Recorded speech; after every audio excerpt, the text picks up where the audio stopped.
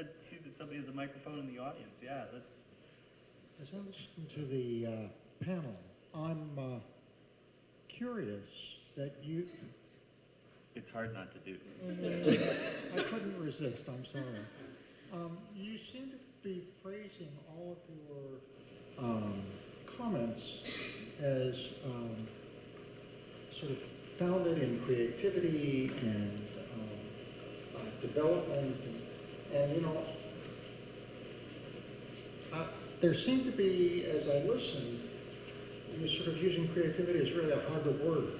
So it's like you go to creativity is right behind curiosity. You know, hypothesis testing is right behind curiosity. But you know, when I walked up here, I was curious about which door was going to be open. And that was, so I think there seems like there's a biological level of this, which is very basic. And I don't want to take it out of the human realm, but when your dog's running around sniffing the trees, that seems like that's we would interpret that as curiosity.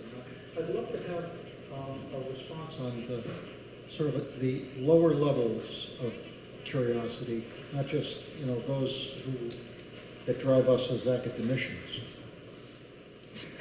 The lower level. So let me tell you a story that's relevant, if I understand what you're saying correctly. I have a son who's 45 years old, but when he was 3, I remember asking him if he wanted to take a walk with me down the street so that I could mail a letter to his grandmother. And he said, sure, because he always liked to take a walk. And we walked down the street, and at the end of the block, there was this big mailbox in the corner, and I put the letter in the mailbox, and he said, is Grandma in the box? Now, that's a kind of curiosity which you see in 3-year-olds and 4-year-olds and 5-year-olds who are born into a world in which nothing makes sense. And they have to understand everything because they don't come with an understanding of anything, right? And so if you talk about something that's sort of primitive and unlearned, I would say that people are born with an inquisitiveness about what's around them because they don't understand anything and they want to understand things. And that what happens afterwards is either that kind of inquisitiveness is encouraged or it's discouraged. And it can be at home, it can be in school, it can be among peers, but it changes. And by the time a lot of students are finished with high school, they stop asking questions, and it's not because they have learned the answers to everything, and so they don't have to ask anymore. It's they've learned that it's not appropriate to ask so many questions for whatever reason.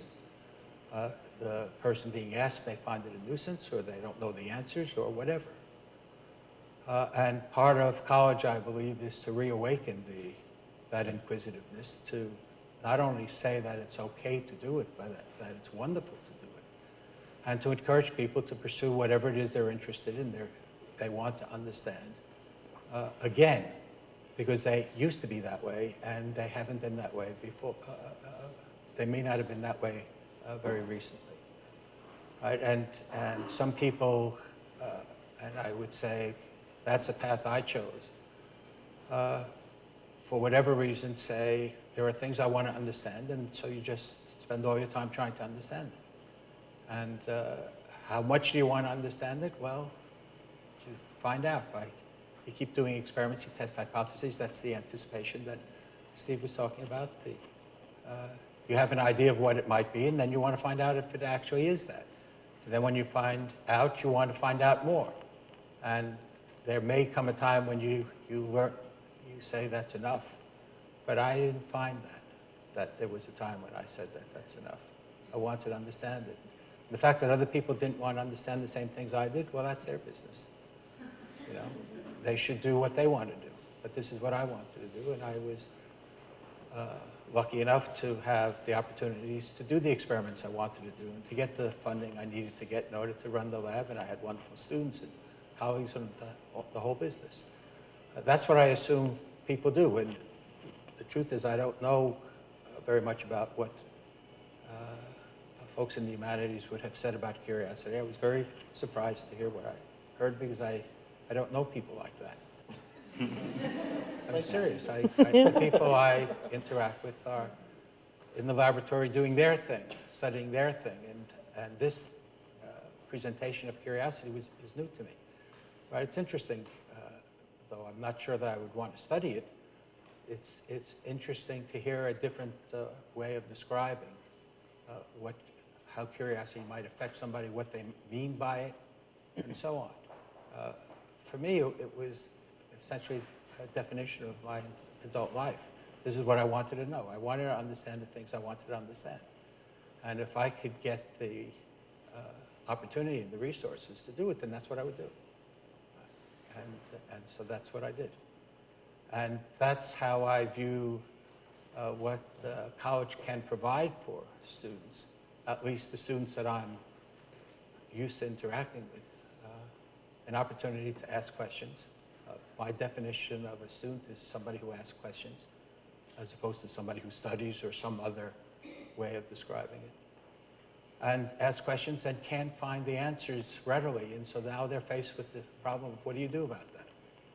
You want to understand something and nobody can tell you because nobody in the world has ever known it. So now what do you do? And some people say, so now what I have to do is I have to go study it so that I can now understand it.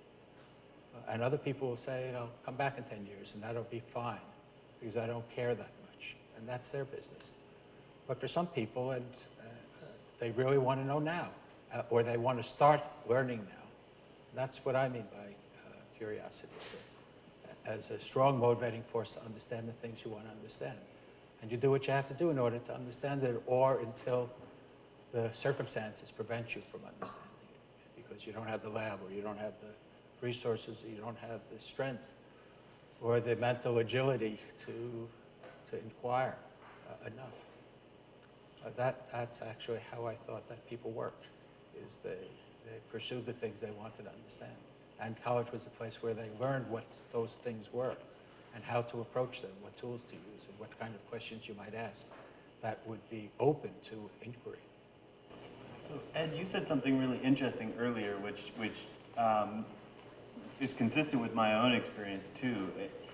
The notion that curiosity goes underground in a way during people's lives. So, I visit a lot of classrooms to tell them about the science that we're doing, and my favorite age is 5th grade. Because they are so curious and they have great tools to ask great questions and they're unabashed.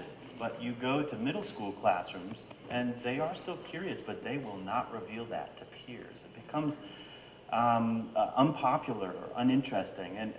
So I'm curious about why you think university is an environment where people can revisit curiosity that might have been unpopular or not an emphasis in earlier grades. So my opinion about this, and really all I have is opinions. I don't know much about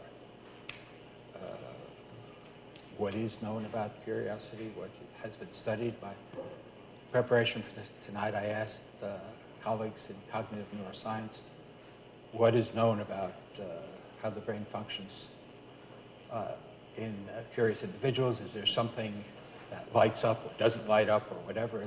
And nobody knows anything like that. I mean, people don't know easy issues, and this is a complicated one. So it's not something that nobody cares about. It's just not accessible yet. And maybe if the world works in the next 20 years the way it has in the last 20 years, by which I mean it still exists, there will... Let's hope. Well, listen, it's a tangent, but it's an issue. It's something that's open to inquiry and people are interested in it. And if the funding continues and if universities continue and if so on continues, then I would say in the next generation or at worst the generation after that, people will actually be able to understand what is going on in the brain when folks are inquisitive. But now it's all speculation. I used to teach in primary ed. I was an art teacher for kindergarten to 8th grade, and so I had a really great seat into watching that sort of change in levels of curiosity and the students wanting to play. And I had a similar experience of seeing that kind of, the kind of openness and the kind of excitement and play, and then the kind of pulling back. And I think it had a lot to do with identity and kind of awareness of how other people are looking at them. And I'm sure there's something in the brain about, as you hit puberty, or as these things are going on, and you're starting to notice other people and noticing them noticing you, that makes a big difference in that. And I also noticed that. And so that's interesting, right? So it kind of goes back to your question a little bit, that this curiosity isn't just something that functions at a higher level, you have to know how the universe works kind of thing, but it's also just something that's kind of intuitive and innate, and that, and it's fragile, right? The ways in which we approach the world affect that kind of level of curiosity. I don't know that much about this, but in object relations, and Melanie Klein, the psychoanalyst, kind of began looking at the development of really young children, and from 0 to 3, and noticed and developed her whole theory is based on this idea that you notice as an infant, you see a thing, and then your impulse is to touch it, right? And her and David Winnicott, these people are all thooking at he would put out a baton, and the kid would be eh. and that proved this if you didn't put it, if he some kids would do that and other kids wouldn't, and it would have to do with the way that they were treated as well. Are they supported? And once they did that, if they were given support, that they do that more, and it would create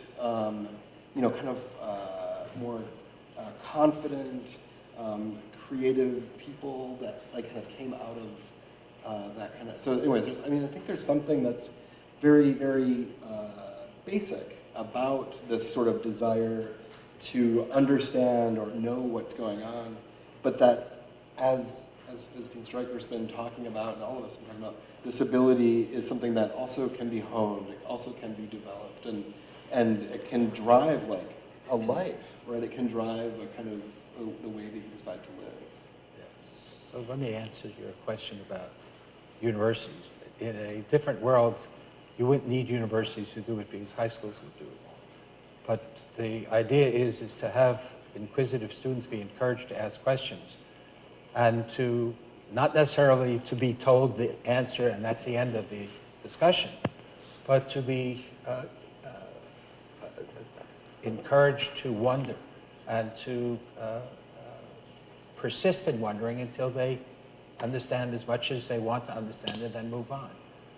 And I would say college is left as the best place to do it if high schools aren't going to do it, because presumably the students are surrounded by faculty who are themselves inquisitive and are doing things and are along these lines, and therefore are modeling for the students what the students might want to do. Now, they might not want to do, and that isn't the life they want, and there are plenty of students who don't want that. And that's the way it goes. They should do what they want to do. But at least the students exposed to adults who are devoting themselves to this, see what it's like, see what the satisfactions are, hear what gives, I would say pleasure, but satisfaction, the satisfaction of understanding what you want to understand, and try it out and see if it's for them. And if so, they could go into a laboratory, they could go into the library, they could go into the studio, they could go wherever it is their interests take them, and try it out and see what it's like, and see if that's what they want to devote the rest of their lives to. That's what I would say about universities. We have a microphone. I'm going to bring in just quickly something from an audience member. And this goes to an earlier point, I think, as well. Can you discuss how you might productively delineate or describe the line between creativity and curiosity? How do we discriminate those? Well, I have like a whole group of words that I think is on the table. Wonder is one of them. I think awe might be one of them, when you were describing the telescope and being sort of, and maybe overwhelmed in that sort of way, as well as creativity and curiosity. They seem to be maybe part of a complex, the human desire to know things outside themselves, which would actually back up our armchair object relations theory, because puberty is a time where outside is very scary, you know, where you start to learn that other people see you differently than you might see yourself. And so that could sort of blunt this notion of wonder. Now I've gotten myself into the situation where I have to answer the actual question. The line between creativity and curiosity then would be perhaps,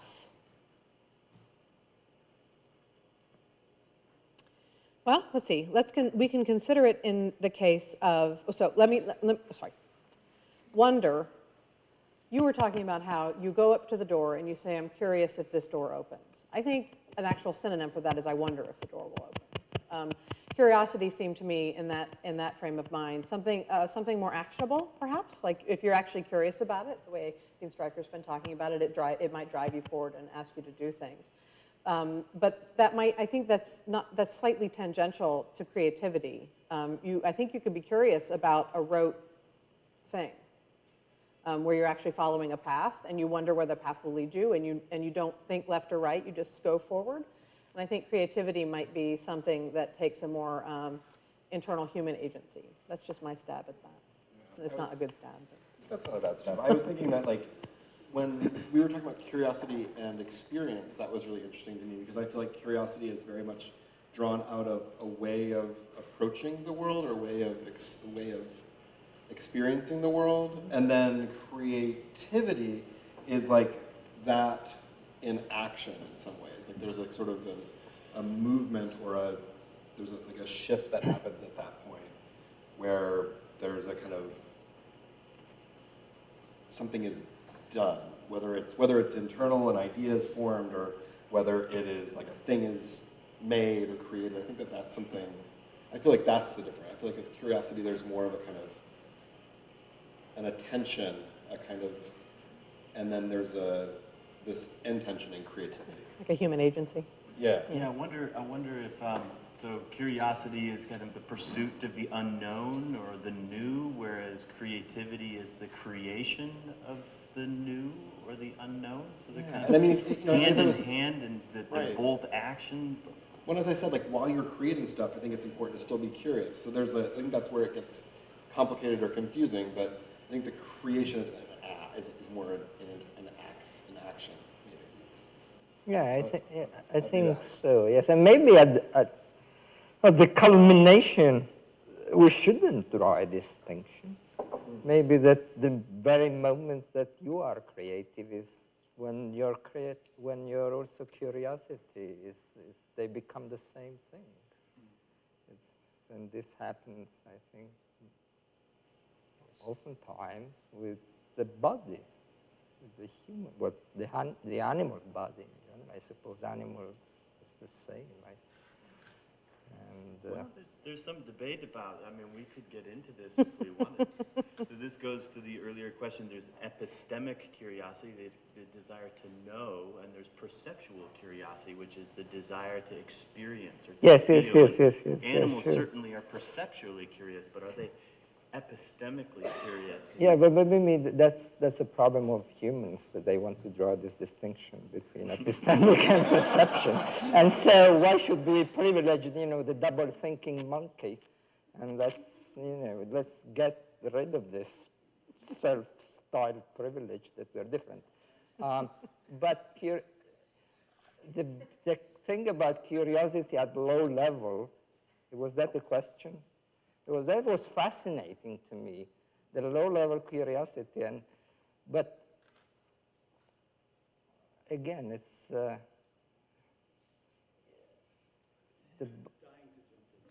oh, go ahead, please. Part is going back to what Ed was saying. I'd like to kind of challenge the idea that we come into this world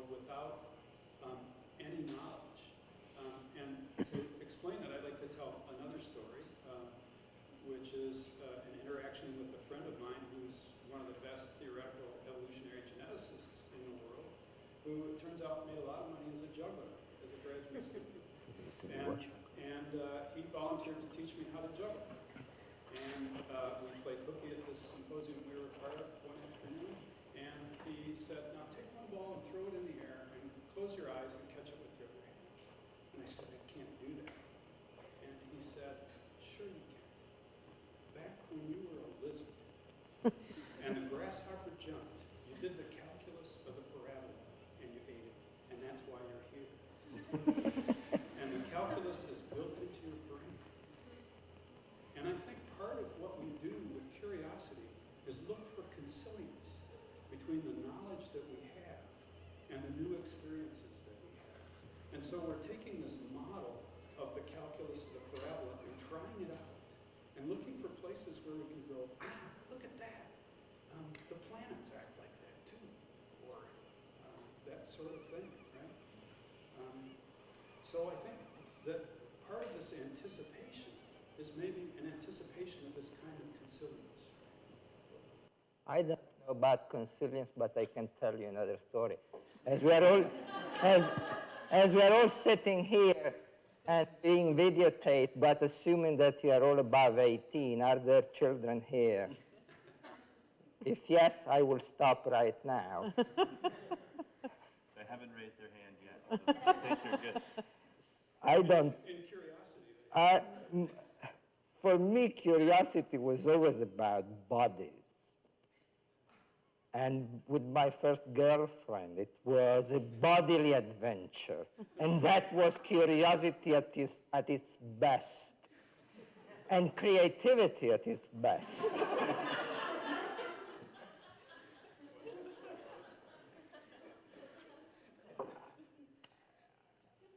You do things with bodies that you can't do with consilience.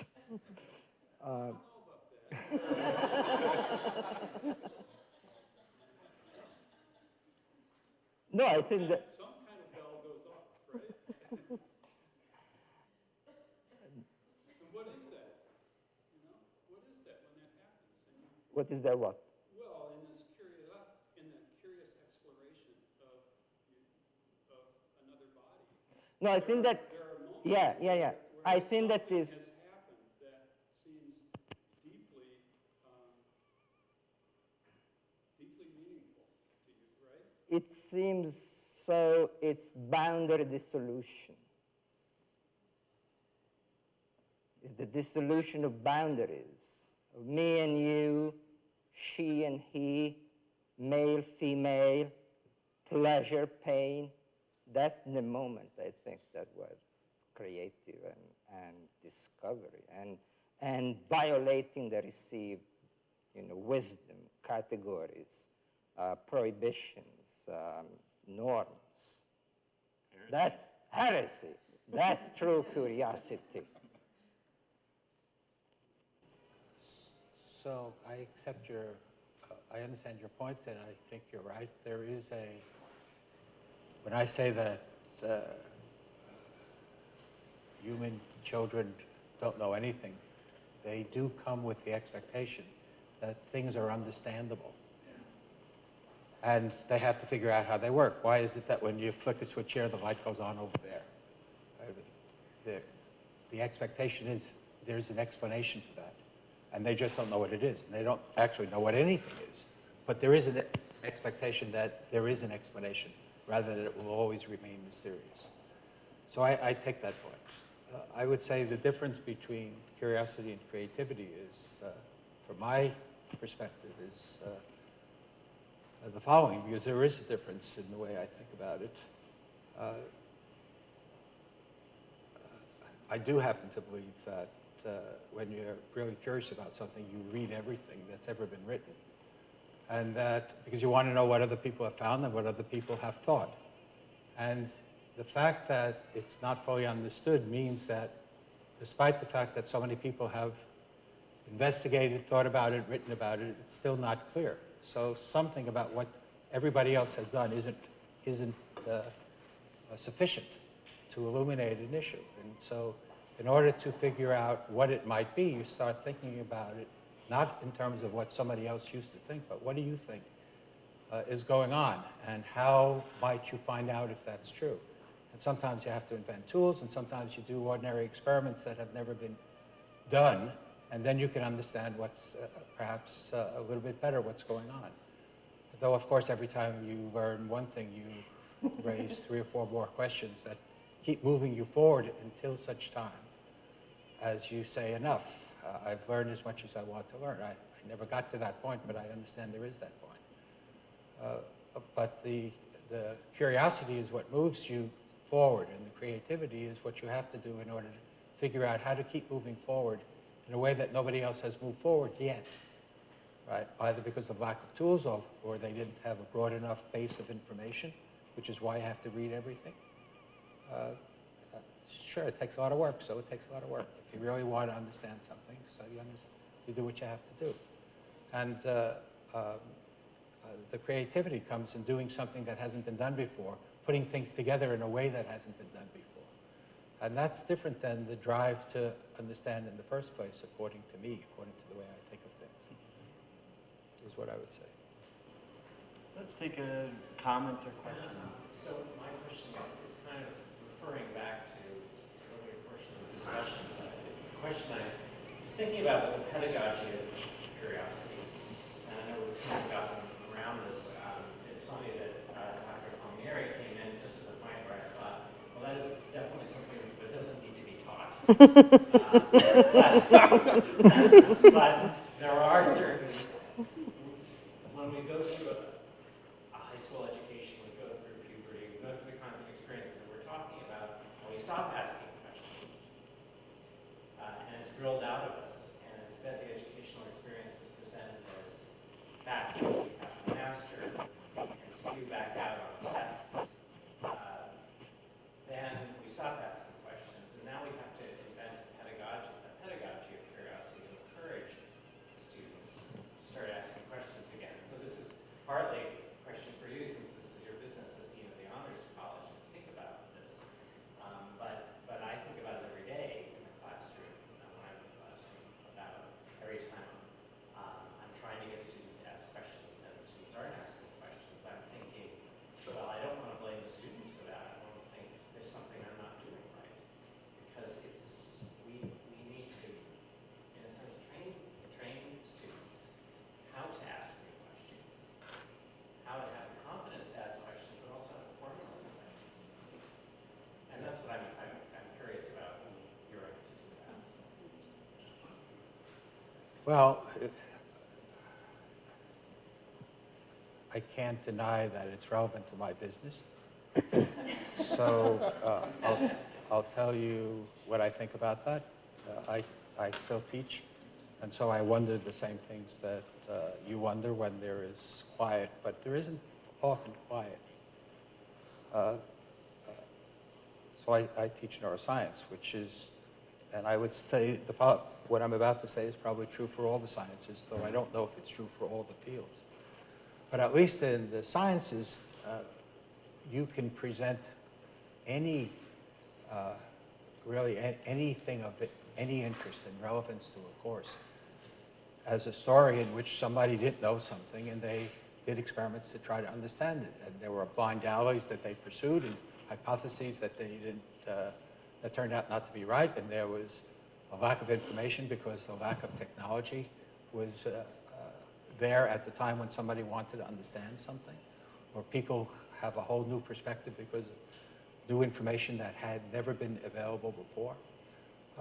All you have to do is humanize it by saying an investigator went in and this is what he thought, this is what he did, and this is what he found, or she did or found, not to imply that it's only men who go into the laboratory.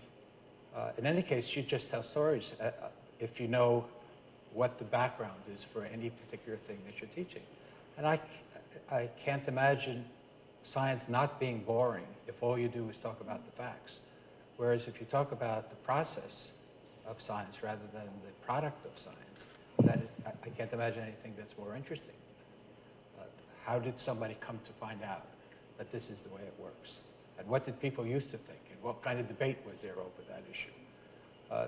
To recreate the controversies that existed before people thought they understood what they now understand. And by the way, what they now understand is probably tentative, because in 20 years somebody will have discovered something that will shift the perspective. So there is a respect for the past failures to understand fully, because they didn't understand, they didn't have all the information available in just the same way that we don't have all the information available. And that 20 years from now, people will understand more, and perhaps 20 years after that, they'll understand still more, that it's a progression of information. But Cy Drescher said that the way I talk about it, I'm more of a historian than a scientist. But I think that telling the story of science is telling the history of science.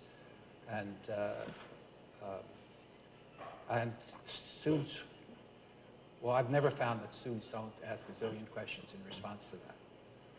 What do they think of this? What do they think of that? When was this found out? When did people know that? When did people start to see that? Why did they start to see that? There are lots and lots of questions like that. And so it's very easy to teach science if you go into the history of an issue, rather than you want to the course to be a catalog of facts that have accumulated that these students should know for whatever reason. I actually don't know what that reason is, but the history of something leads to inquisitiveness, which carries on outside of the classroom. And I can't imagine there is a science course that can't be taught that way, and perhaps all the courses can be taught that way. So we're getting close to the end of the time, but I want to push us one place, at least one place further, and that has to do with curiosity and cats. As in that it kills them. There's obviously a darker side. I know that Paolo is probably itching to talk about the dark. I have a sense that you want to talk about this darker side of curiosity. Cats. I mean, hunting cats or small pets. We could go there, but is curiosity something we have to be careful with? Do we have to be careful with it in universities? Do we have to be careful with it in our own practice? Of course, it leads to risky behaviors. It leads to exploring the unknown generally. What is the role of caution in curiosity? It is the case that, we've been talking a lot about development here. It is the case that there does come a time when you realize that you can't just do everything you want all the time. Sorry to break it to you. No. Maybe I'm the only one that thinks that. Never mind. No. And so I think to a certain extent that, I think Aaron has been dancing around this as well, that, or when we're talking about limits of expression as well, that there often comes a time where your curiosity needs to become creativity, and that creativity is something that you can share. As I was listening to Dean Stricker, I just kept thinking, he's talking about connection. He's talking about connection. If science seems separating and distant, tell them about the people. People will connect with people, which is, of course, the story of history. We don't have a truth to talk about when we talk about the past. We have only things that we perceive, through materials that we read and see. And so I guess my answer there would be, I feel like there is a harsh reality that there is a limit to our ability just to snowball downhill and just be curious about this and that and this and that. But that I wouldn't say it's dangerous, but I would say that the force of civilization requires that we harness it in different ways throughout history. I would go with the following idea that, yes, curiosity is heresy. And that to be true to that equation, education also should become heretical. I think I agree. I just went really quickly. I think I agree with that. I mean, I feel like I'm constantly in my students. I'm often I want them to be as curious as they can be, and I want. Sometimes it bites me in the ass but I want to like create a space where that can happen, and I think that's my role, like to try and provide an opportunity for that to happen, as far as they're able to go at that point. I'm gonna walk with them as far as I can go.